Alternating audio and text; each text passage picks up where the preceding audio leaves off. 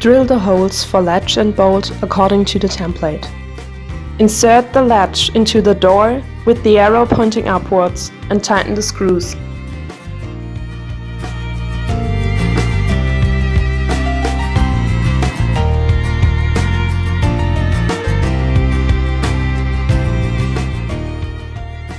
Put the exterior deadbolt rose on the door.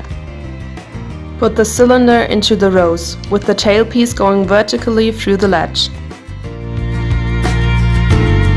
On the inside, put on the mounting plate with the crown pointing upwards.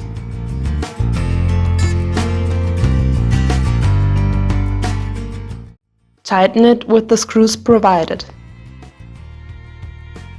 Ensure that the thumb turn is pointing vertically downwards, in line with the cross, the circlip and the recess in the rose.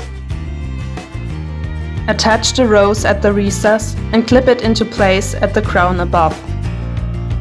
Test the function on both sides. If the cylinder is either too long or too short, this can be adapted with the adjustable cylinder collar.